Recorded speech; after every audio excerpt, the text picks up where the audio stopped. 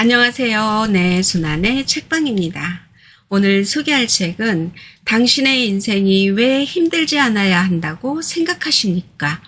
지은이는 아르투어 쇼펜하우어, 옮기니는 김욱, 발행은 포레스트 북스입니다. 사람들이 원하는 나로 평생을 살 수는 없다. 사람들의 눈높이에 나를 맞추려는 데서 모든 불행이 시작된다. 나는 어쩔 수 없이 나다. 내가 나를 부끄러워하지 않는다면 사람들도 나를 부끄러워하지 않게 될 것이다. 쇼펜하우어가 세상을 떠난 지 150년의 세월이 흘렀지만 우리가 오늘날까지 그를 기억하고 그가 남긴 저서에서 인생의 해답을 찾으려는 이유가 뭘까요? 그것은 쇼펜하우어가 인생 그 자체를 텍스트 삼아 삶의 고통을 철학으로 승화시켰기 때문입니다. 인생은 고통이며 고통은 집착에서 비롯되고 따라서 집착을 버림으로써 우리는 고통의 소멸에 이를 수 있다는 비관에 대한 비관을 제시했기 때문입니다. 그래서 그의 철학은 행복해지고 싶어서 결국 불행해져 버린 현대인들에게 시사하는 바가 큽니다. 쇼펜하우어의 철학은 절망에서 태어났습니다. 그러나 그가 우리에게 들려주는 절망은 끝이 아닙니다. 하나의 몰락을 통해 새로운 가치가 잉태하고 태어나는 위대한 절망입니다. 그래서 쇼펜하우어의 절망은 궁극의 희망입니다. 그에게 고통은 소멸해야만 끝나는 아픔이 아닙니다. 그 아픔 끝에 새 생명이 태어나고 새로운 시대가 열리고 새로운 가치관이 성립됩니다. 거칠고 때로는 표독스럽기까지 한 그의 날카로운 언어들이 우리의 시대까지 살아서 약동하는 까닭이 여기에 있습니다. 자, 그럼 온전하고 자유로운 삶을 위한 쇼펜하우어의 독한 가르침 속으로 들어가 보겠습니다. 오늘도 내 손안의 책방과 함께 즐거운 시간 되세요. 구독, 좋아요, 알림 설정은 사랑입니다.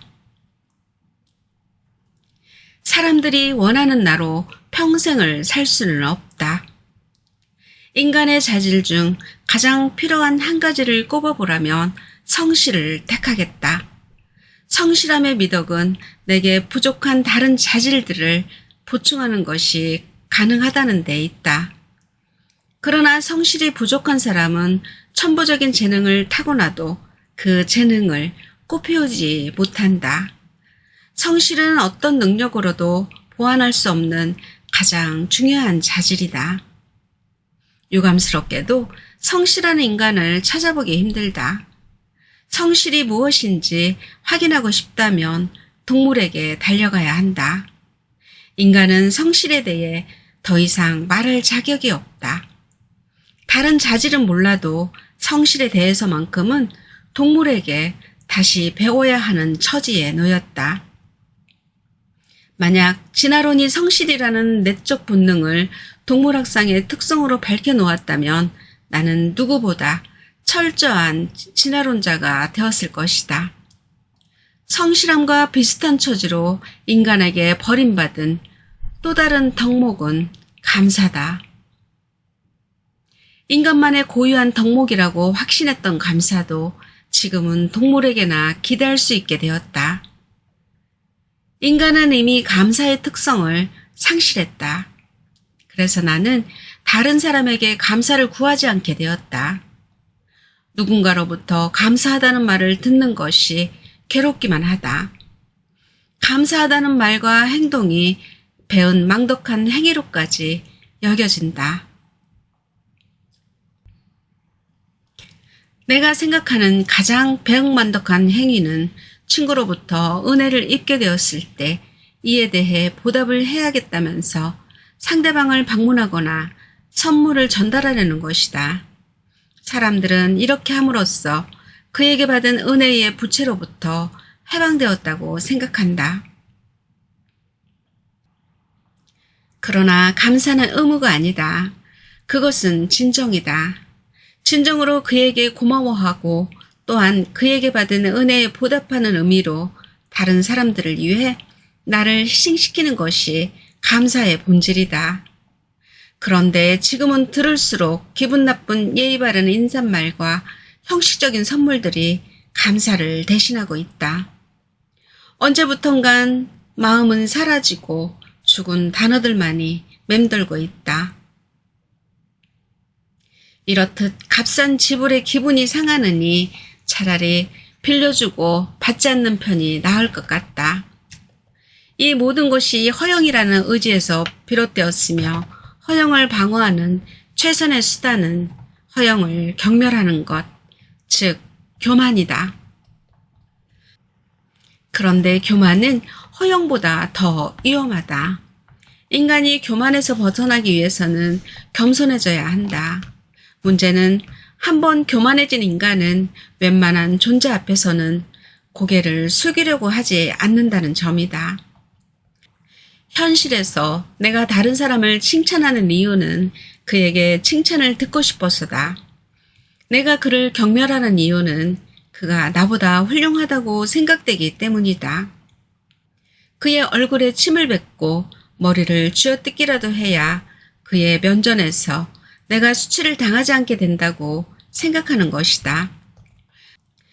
나의 이 같은 조급함과 달리 확고한 자의식을 갖춘 사람들은 타인의 칭찬이나 재촉, 경멸 따위에 신경 쓰지 않는다. 그가 내게 무슨 말을 하든 상처받지 않고 타인에게 상처를 줄 말도 생각나지 않는다. 그런 점에서 봤을 때 자의식이야말로 타인과의 관계를 원만하게 이끌어 나가는 힘이라고 정의할 수 있을 것이다. 우리가 인간 상호 간의 관계 맺기에 서투른 까닭은 상대방을 배려하지 않거나 심술을 부리거나 교만하거나 질투하기 때문만은 아니다. 우리가 상대방을 배려하지 않고 내 고집만 부리는 원인은 나보다 훌륭한 사람을 만났을 때 그를 시기하고 어떻게든 깎아내리려고 고집을 피우는 원인은 자의식이 없기 때문이다. 상대방의 시선으로 나를 보기 때문이다. 내가 상대방의 입장이 되어 나를 판단하기 때문이다. 자의식이 결여되었다는 것은 나와 나의 관계가 온전히 성립되지 못했다는 뜻이다. 나와 나의 관계도 온전하지 못하면서 다른 사람과의 관계가 온전해지기를 바란다는 것은 욕심이며 허영이며 교만이다. 사람들이 원하는 나로 평생을 살 수는 없다. 사람들의 눈높이에 나를 맞추려는 데서 모든 불행이 시작된다. 나는 어쩔 수 없이 나다. 내가 나를 부끄러워하지 않는다면 사람들도 나를 부끄러워하지 않게 될 것이다. 나보다 비참한 자들이 나를 행복하게 해준다. 강물은 바위 같은 장애물에 부딪히지 않는 한 바다가 나타날 때까지 조용히 흐른다. 인간과 동물의 수명은 강물과 같아서 살고자 하는 의지는 장애물이 나타나지 않는 한 살아있다는 의식조차 갖추지 못하는 습성이 있다. 내가 어디로 가고 있는지, 무엇이 되고자 하는지를 본인 스스로 의식하지 못한다는 뜻이다. 그냥 무상한 세월만 흘러가는 것이다. 그런 인간이 내면에서 혹은 정신적으로 의지를 깨달을 때가 있다. 살고자 하는 의지가 외부 또는 내부의 어떤 대상과 충돌하여 파열음을 발생시켰을 때다. 이를 구속이라고 한다.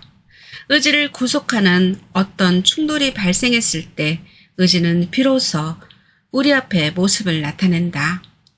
다시 말해 우리는 의지를 가로막는 어떤 존재, 우리를 구속하는 어떤 상황, 현재 모습에서 일탈하고자 하는 욕망, 절대자를 향한 반항에서 의지를 확인한다는 뜻이기도 하다.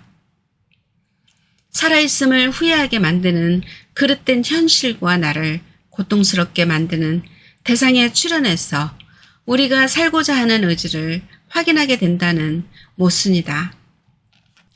건강한 사람은 자신이 건강하다는 것을 체감하지 못한다. 그러나 길가의 돌부리에 발가락이 채여 고통이 밀려올 때면 돌부리에 채기 전까지 자신의 발에 이상이 없었음을 인식하게 된다. 장사도 이와 비슷해서 뜻대로 돈을 벌어 흥청망청할 때는 동전 몇 개는 잔돈푼으로 거지에게 적선도 하지만 사업이 망하고 빚에 쪼들리는 처지가 되면 길가에 떨어진 동전 몇 입이 하루를 살아가는 희망이 되는 것이다. 말하자면 평온한 일상, 안락한 행복은 삶에서 그 비중이 극히 작다. 소극적인 삶의 형태이며 인생에 미치는 영향 또한 매우 소규모다. 반면에 절망과 고뇌는 삶을 적극적으로 변모시킨다. 매일 똑같이 반복되는 하루하루가 본초의 고민과 고통으로 심장을 쥐어짠다. 고통과 고뇌에서 벗어나기 위해 인간은 자신을 이렇게 만든 세상을 사유하고 자신이 살아온 길을 더듬게 된다.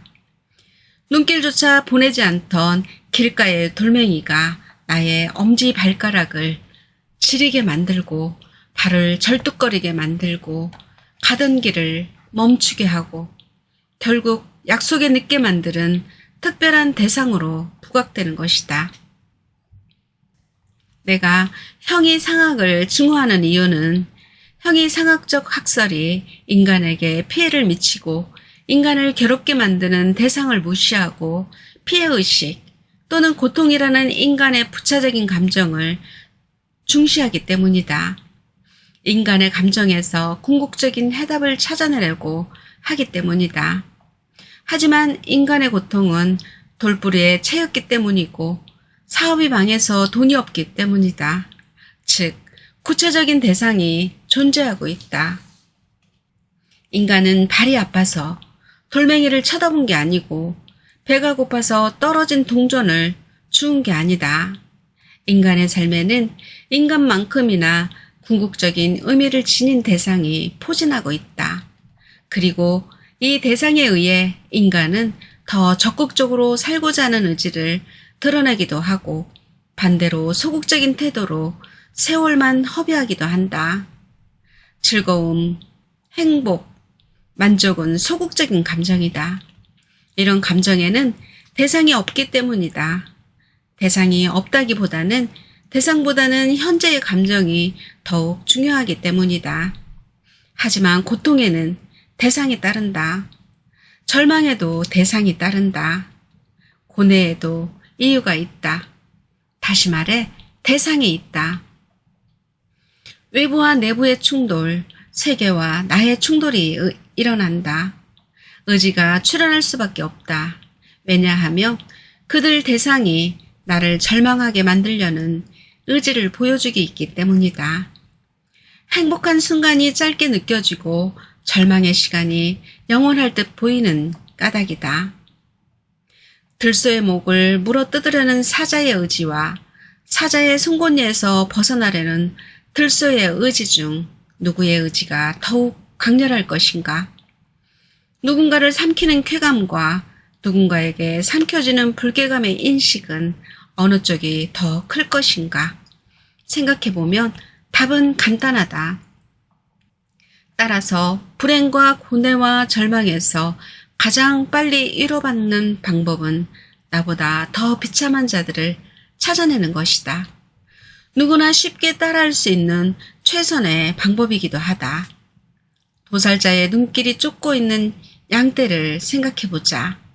목장에서 유유히 풀을 뜯고 어미 품 안에서 젖을 빠는 새끼가 있다.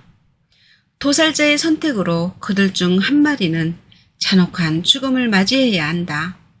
그리고 나머지 무리는 살아났음에 엄청난 희열을 만끽하게 될 것이다. 몸이 건조한 일상에서 한가로이 풀을 뜯던 평화로운 양떼가 동료의 잔혹한 죽음을 목격하면서 자신의 생애에 감사하고 앞으로의 삶에 연연하게 되는 정신의 변화가 찾아오는 것이다. 우리도 양떼와 같은 운명임을 망각해서는 곤란하다. 당신의 오늘이 행복했다면 내일은 오늘의 행복이 기억나지 않을 것이다. 어제의 행복으로 오늘을 만족하는 인간은 없기 때문이다. 하지만 오늘의 재앙으로 당신의 내일은 행복해질 수 있다. 질병, 박해, 몰락, 폭행, 실명, 사랑하는 누군가의 죽음으로 인해 당신의 오늘은 내일의 행복의 필수적인 비교 대상이 될 수 있다. 절망으로 가득 찬 당신의 하루가 홀로 도살자에게 끌려간 양 한 마리가 될 수 있다는 이야기다. 인류의 역사를 돌이켜보건대 기록된 역사의 대부분은 전쟁과 반란, 폭압과 갈등이다. 평화는 전쟁과 전쟁 사이에, 반란과 반란 사이에, 독재와 혁명 사이에 잠시 찾아오는 유연한 휴식과 같았다. 연극의 막이 내리고 다음 무대가 준비되는 동안 어릿광대가 보여주는 짧은 막간극에 불과하다. 만약 인류의 역사가 기록된 이래 지금까지 줄곧 세계가 평화로웠다면 각국의 언어가 해석된 사전들의 평화라는 단어는 실리지 않게 되었을 것이다. 세계의 축소판인 개인의 삶 또한 끝없는 투쟁이다. 빈곤과 권태와의 투쟁, 질병과 살인과의 투쟁, 무기력과 교만과의 투쟁, 이웃과 국가와의 투쟁이다. 인간은 곳곳에서 나를 가로막는 장애물을 발견할 수 있을 뿐만 아니라 길가에 떨어진 돌멩이를 장애물이라는 대상으로 지정할 수 있는 지적 능력을 갖고 있는 유일한 생물이다. 그리하여 인간은 삶의 활동 반경에서 쉬지 않고 적을 발견하고 적을 상정하고 적이라는 이름을 붙여 대항한다. 마찬가지로 그들에게 적이 되고자 욕망을 분출한다. 인생은 대상과의 휴전 없는 전쟁이다. 이 전쟁에서 최후까지 살아남는 승리자는 죽음뿐이다. 인간은 그저 무기를 든 채 죽어가는 것이 고작이다. 나는 왜 다른 사람의 판단에 휘말리는 것일까? 다른 사람에게 받은 상처를 오래도록 기억하는 버릇이 있다. 그런 기억이 내겐 아무런 도움이 되지 않는다는 것을 잘 알지만 상처받은 마음은 쉽사리 회복되지 않는다. 나쁜 기억들을 빨리 털어버렸으면 좋겠다. 나에 대한 다른 사람의 평가 때문에 상처받고 싶지 않다. 나는 왜 다른 사람의 판단에 휘말리는 것일까? 나에 대한 그들의 평가에 울고 웃는 것일까? 왜 그들의 눈웃음에 화가 나고 그들의 존경 어린 시선에 우쭐해지는 것일까? 내 삶을 평가하고 재단할 권리가 내게 있음에도 나는 타인의 시선 속에서 행복을 느낀다. 내가 바라보는 나보다도 그들이 바라보는 나를 더욱 사랑한다. 그 이유에 대해 생각해봤다. 그리고 결론을 내렸다. 그 결론이 나를 부끄럽게 만들었다. 한마디로 나는 정직하지가 못했다. 내가 정직한 인간이었다면 나는 사람들 앞에서 겸손하게 행동했을 것이다. 그들이 나를 높게 평가하는 데에 두려워했을 것이고 나를 비웃는 조롱에 감사했을 것이다. 하지만 나는 그렇게 하지 못했다. 작은 비판에 분노하고 입에 발린 칭찬인 줄 알면서도 교만했다. 인간은 정직해져야 한다. 누구보다 자기 자신에게 정직해져야 한다. 지금 나는 본래의 내가 가진 능력보다 높은 평가를 받고 있다. 그 평가에 항상 감사하는 마음으로 생활해야 한다는 것을 명심해야 한다. 세상 사람들에게 칭찬받는 것은 즐겁고 기분 좋은 일이다. 그러나 더 중요한 것은 사람들로부터 사랑받는 것이다. 나를 감동시키는 단 하나의 기쁨도 사랑이다. 내 마음을 사로잡고 나를 어린아이처럼 들뜨게 만드는 것은 사랑이다. 하루가 다르게 변화하는 시대의 문명 속에서도 나는 사랑을 기다린다. 노동을 사랑하고 그 노동에 뒤따르는 고통을 사랑하고 고통의 아픔을 사랑하고 고통의 아픔에 전해주는 진실을 사랑한다. 사랑의 표현은 기다림이다. 기다림은 고통이다. 사랑은 그 고통을 기다리는 것이다. 기다리다 지쳐 거리를 헤매고 잠을 이루지 못하고 황무지 같은 들판을 찾아가 자학하듯 울음을 터뜨리고 스스로 양심을 무너뜨리고 또다시 기다리는 것이다.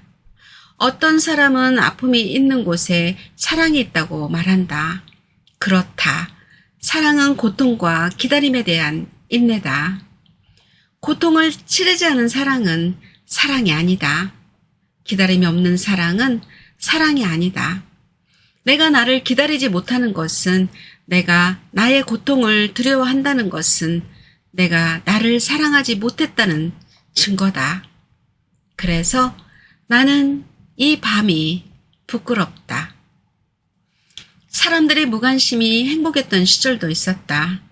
나 또한 다른 사람에게 무관심한 것이 당연하다고 생각했던 시절이 있었다.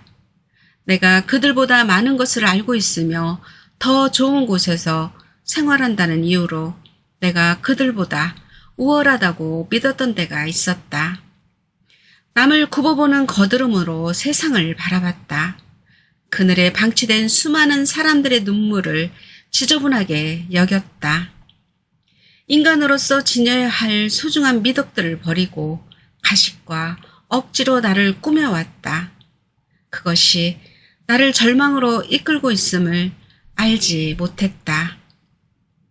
그래서 나의 내면은 오늘도 투쟁이다.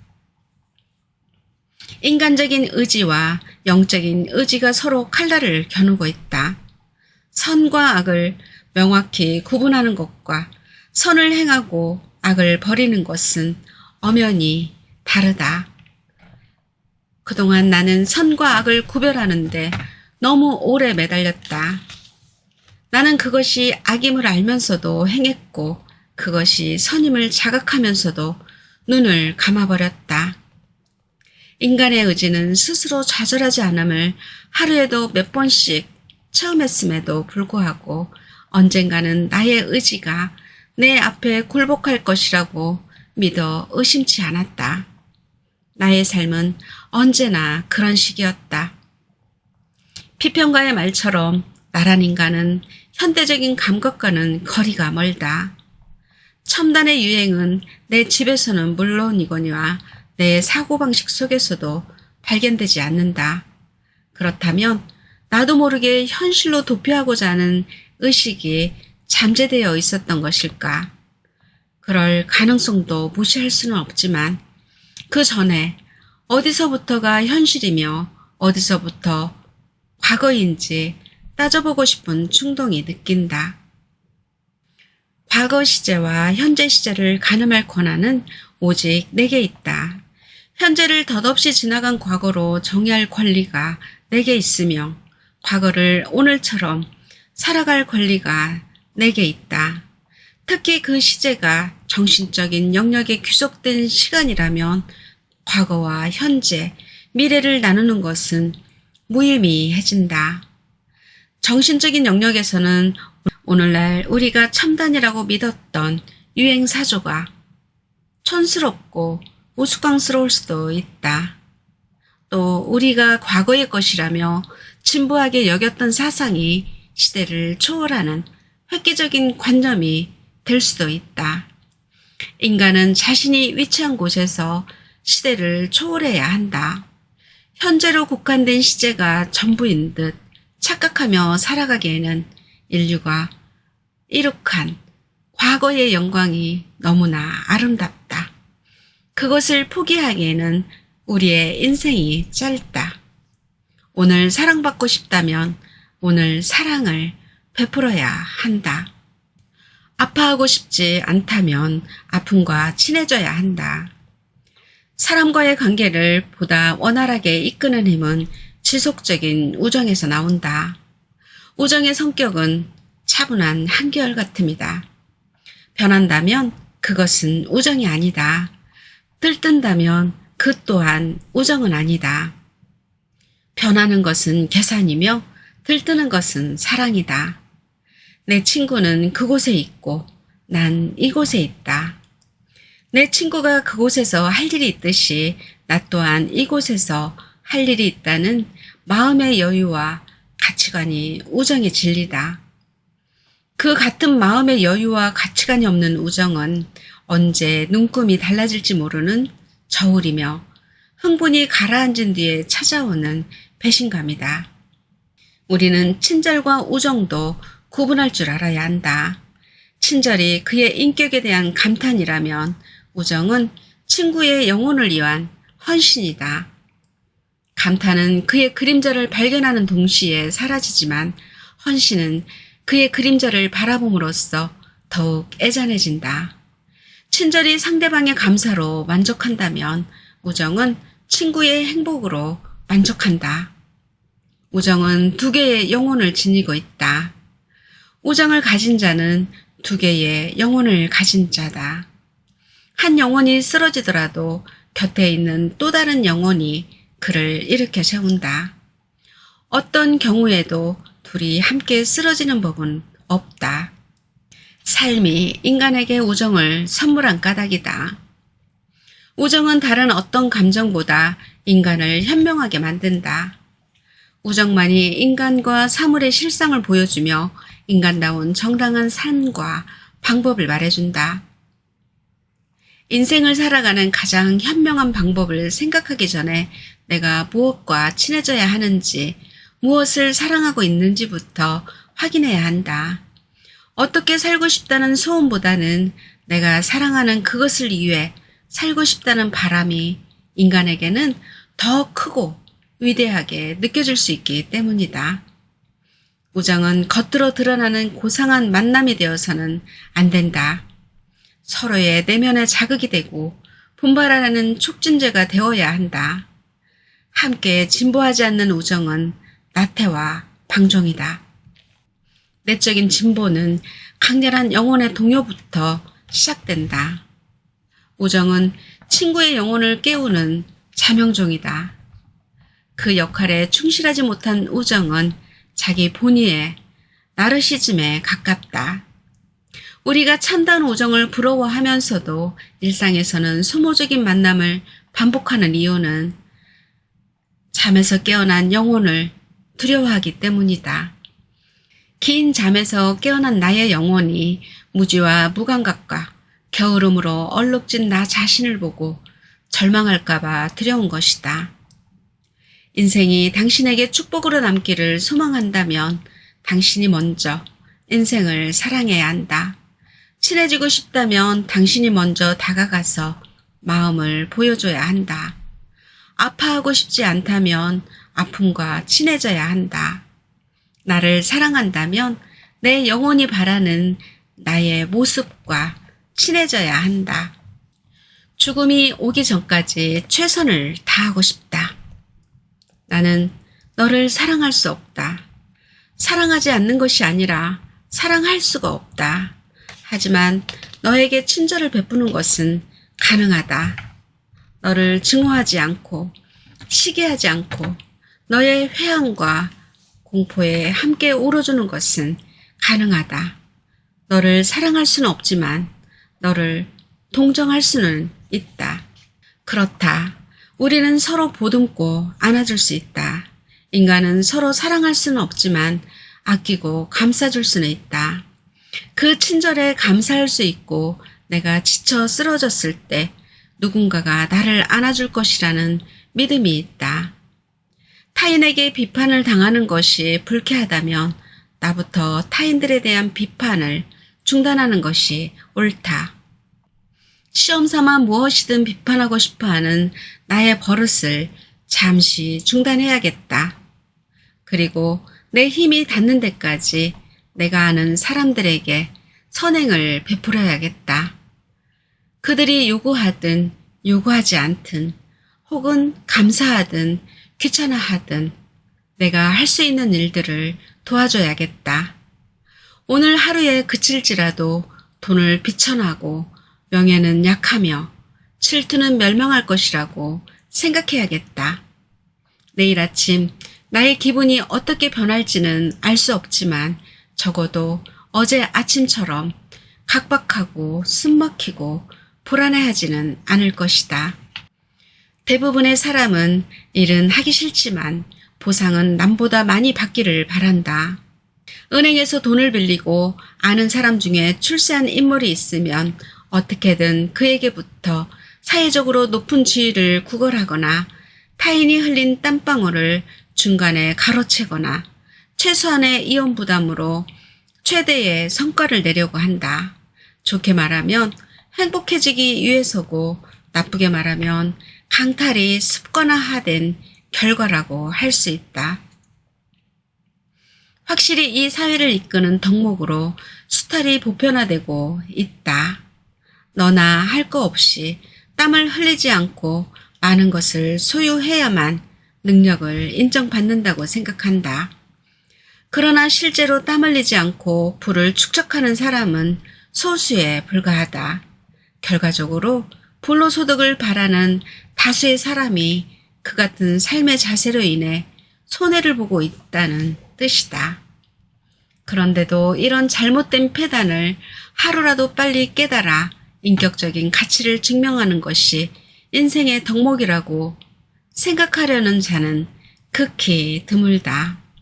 인간은 일해야 한다. 자신에게 어울리는 노동에 뛰어들어야 한다. 노동은 인간에게 땀방울을 요구한다. 땀방울은 한 인간이 자기 자신의 의미에 대해 눈을 뜨게 만든다. 이것이 제대로 대접받지 못한다면 그 사회는 이미 죽어버린 사회다. 인생에서 가장 애처로운 시간은 먼 훗날 관 속에 누울 날이 멀지 않았다는 것을 어렴풋이 깨닫게 되었을 때, 일생을 헛된 욕망을 쫓느라 세월을 탕진했다는 것을 새삼 느끼고는 한 번 더 시간이 주어지기를 가만히 소망해 보는 때다. 한 번만 더 동일한 시간의 삶이 주어진다면 보다 가치 있게 보낼 수 있을 텐데 하고 후회할 때다. 이것이 오늘날 나와 그들의 운명이다. 교양과 계급을 막론하고 부자와 가난뱅이에 상관없이 이것이 오늘날 인간의 운명이다. 내가 진심으로 나의 생애를 사랑한다면 정해진 운명으로부터 멀어지도록 노력해야 할 것이다. 젊은 날의 희망도 산산이 깨어지고 소년 시절의 꿈도 여름날의 오후처럼 찌들어 버렸다. 잎의 죽음을 재촉하는 바람이 나를 향해 불어오고 있다. 그 바람이 어머니의 품처럼 따뜻하게 느껴질 때 나는 낙엽처럼 저물어 갈 것이다. 하지만 그날이 오기 전까지 최선을 다하고 싶다. 낙엽처럼 힘없이 추락할 때 바람에 말하고 싶다. 나는 최선을 다했다고. 그러니 후회하지 않는다고. 너를 미워하지도 않는다고 말할 수 있기를 바란다. 불행이 터졌을 때보다 불행이 지나간 후가 더 중요하다. 나보다 앞서 있는 사람을 굳이 봐줄 필요는 없다. 타인과 다른 것을 소유하면 비교당하거나 비교할 이유가 사라진다. 노력해도 앞지르지 못할 것 같다면, 그래서 질투가 나고 괴롭다면 그들과 다른 길로 가는 게 상책이다. 그 길에는 나를 괴롭게 만드는 사람이 한 명도 없을 것이다. 사람들에게 판단받고 싶지 않다면 그들이 판단할 수 없는 생활을 하면 간단하다.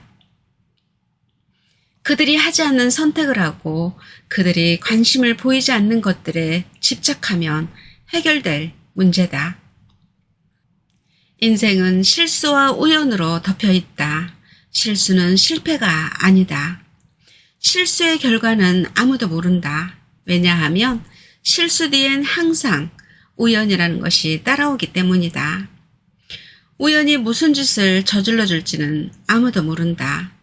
실수를 성공으로 바꿔줄지도 모르고 완벽한 계획을 뿌리부터 틀어지게 만들어버릴지도 모른다. 따라서 확신을 가질 필요도 없다.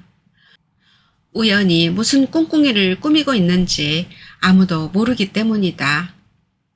괴테의 말처럼 그냥 안장을 잘 얹고 말을 타면 된다. 그런 점에서 다윗 왕의 삶은 주목할 가치가 있다. 그는 부하의 아내와 사랑에 빠졌고 부하의 아내를 얻기 위해 부하를 전쟁터 맨 앞에 서게 해 죽게 했다. 남편이 죽은 후 그녀는 다윗 왕의 아들을 낳았다. 이 용서받지 못할 죄악에 신은 이 아이를 죽이겠다고 응답했다. 다윗 왕은 살려달라고 미친 듯이 기도했다. 정신이 거의 나갈 정도로 식음을 전폐하며 이기적인 기도를 거듭해 신을 화나게 했고 결국 아들은 병에 걸려 죽고 말았다. 아들의 죽음 이후 다윗 왕은 어떻게 처신했을까? 신을 원망했을까? 왕이 되었음에도 어린 아들 하나 지켜내지 못한 권력의 허망함을 비웃었을까? 성욕의 눈이 멀어 부하를 죽이고 그 부인을 강탈한 자신의 더러운 죄악을 혐오했을까? 전부 아니다. 그는 아들의 죽음을 없던 일로 만들고 자신의 임무, 즉 왕이 되어 전쟁을 벌이고 사람을 다스리고 아름다운 여인들과 사랑을 나누고 자녀들을 생산하는 일에 열중했다. 그는 아들을 죽인 신을 여전히 찬양했고 일말의 의심 없이 믿었고 신앙 안에서 행복해했고 즐거워했다. 이것은 아주 중대한 원칙이다. 불행이 터졌을 때보다 불행이 지나간 후가 더 중요하다. 그 일이 벌어지지 않았기를 기대해 봐야 소용없다. 불행의 원인이 되었을지도 모르는 자신의 태만이나 무모함, 불성실을 후회하기에도 늦었다. 불행은 그 자체로 징계다. 불행이 이미 지나갔는데 자기 징계를 반복하는 것은 그 자체로 또 다른 불행을 불러오는 비극이 된다. 명백히 저지른 실수에 대해 변명하거나 축소하거나 미워할 필요는 없다. 깨끗이 인정하고 징계를 받고 우연히 생긴 비극으로 인생의 페이지에 적어준 뒤 책장을 덮어버리면 그만인 것이다. 자, 니체, 헤세, 톨스토이, 찰스타인, 아인슈타인, 카를 융들은 나에게 가장 큰 영향을 준 인물은 쇼펜하우어였다고 말합니다. 지금까지 내 손안의 책방이었습니다. 오늘도 채널 고정해주신 지음님, 꽃길만 걸으세요. 사랑합니다.